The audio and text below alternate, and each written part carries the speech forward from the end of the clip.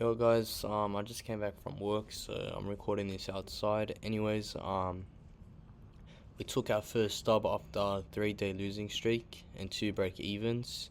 We lost a lot, and after blowing 5 expresses, so we took a tiny break. We made $721 trading the nasdaq last night live in my Discord. Anyways, I made a couple changes with my strategy. It's more it's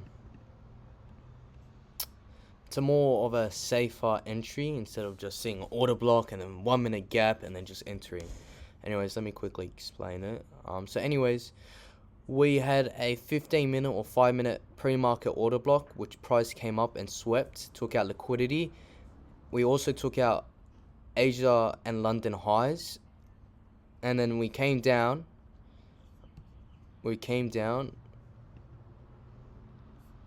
Since we had that retracement, now I'm looking at for a what the hell happened?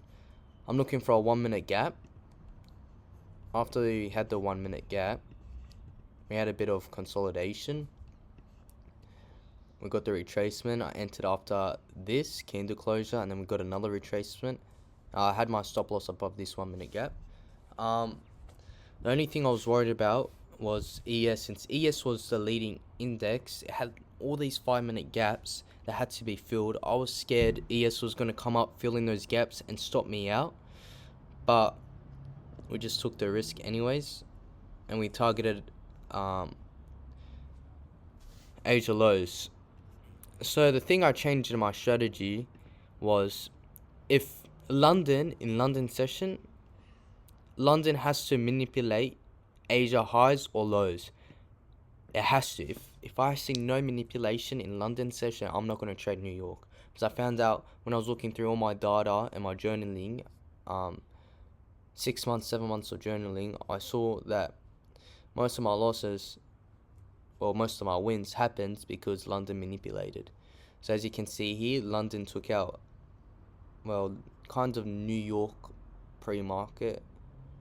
I don't know what you want to call this, but anyways, it took out Asia lows, highs, and then we came up, started consolidating, and then we took out London highs.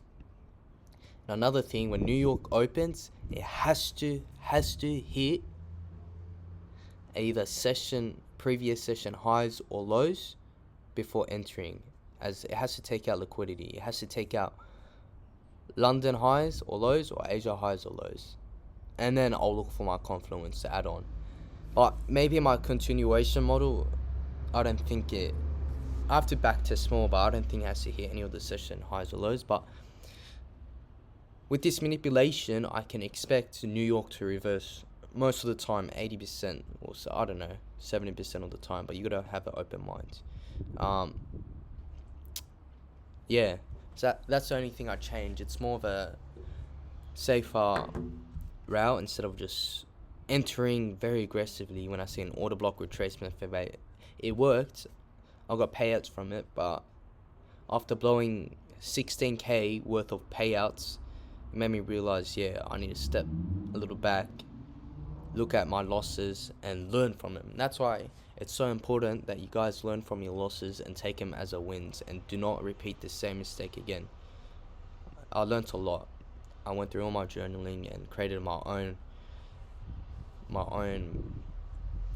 70%. I'll say it's about 70% to 80% win rate, maybe 60%. I'm not too sure. Have to back test more. But anyways, that's how we made $721 trading the nasdaq. We actually live day traded this in the Discord. I shared my screen. Everyone was watching. We all caught dubs. Last night trade, which was good. So if you guys haven't joined the Discord, it's in the link in the description. Completely free. It's a good community. We all help each other out. We're all trying to get payouts, and we're all trying to succeed in this. So anyways, guys, I'll see you in the next one. Enjoy your day. See ya.